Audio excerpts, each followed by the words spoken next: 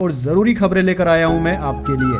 बने रहिए क्योंकि आज कुछ ऐसा है जो आप मिस नहीं कर सकते। चलिए शुरू करते हैं। ममता बनर्जी जो सीट हारी वहां ईवीएम और वीवीपैट सुरक्षित रखने का आदेश। हाईकोर्ट बोला जरूरत पड़ने पर जांच होगी। भवानीपुर में शुभेंदु अधिकारी 15,000 वोटों से जीते थे। दोस्तों आज के मुख्य समाचारों की शुरुआत करते हैं ममता बनर्जी वाली खबर से। दरअसल दोस्तों भवानीपुर वह सीट जहां से ममता बनर्जी कई बार जीत चुकी थी, लेकिन इस बार उन्हें भाजपा नेता शुभेंदु अधिकारी ने 15,000 से ज्यादा वोटों के अंतर से हरा दिया। हार के बाद ममता बनर्जी ने चुनाव नतीजों पर सवाल उठाए और मामला सीधे कलकत्ता हाई कोर्ट पहुंच गया। अब दोस्तों इस मामले में हाई कोर्ट ने एक बेहद अहम आदेश दिया है।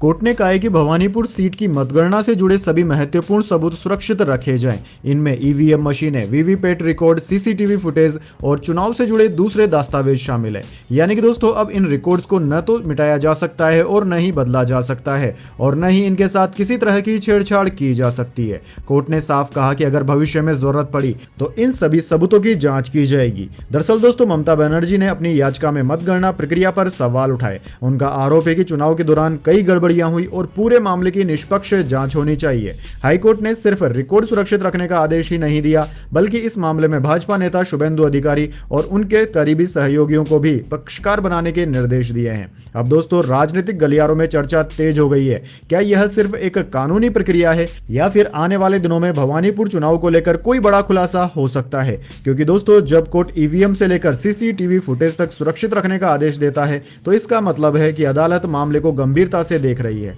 हालांकि दोस्तों अभी तक किसी तरह की गड़बड़ी साबित नहीं हुई है और चुनाव परिणाम वैध बने हुए हैं, लेकिन अब सबकी नजर हाईकोर्ट की अगली सुनवाई पर टिकी है। अगर जांच होती है तो क्या भवानीपुर चुनाव के कई अनदेखे पहलू सामने आएंगे या फिर कोर्ट की जांच के बाद चुनाव परिणाम पूरी तरह सही साबित होंगे? इन सवालों के जवाब आने वाले दिनों में मिलेंगे।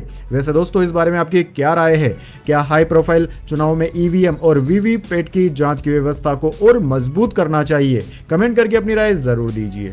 चलिए आगे बढ़ते हैं। प्रधानमंत्री नरेंद्र मोदी बोले देश में नक्सलवाद आखिरी सांसें गिन रहा। आज जो संविधान हाथ में हिलाते हैं, नक्सली हिंसा के चरम पर उनके हाथ कांपते थे। दोस्तों दिल्ली में एक न्यूज चैनल के कार्यक्रम को संबोधित करते हुए प्रधानमंत्री नरेंद्र मोदी ने कहा कि देश में माओवादी नक्सलवाद अब अपनी आखिरी सांसें गिन रहा है। प्रधानमंत्री ने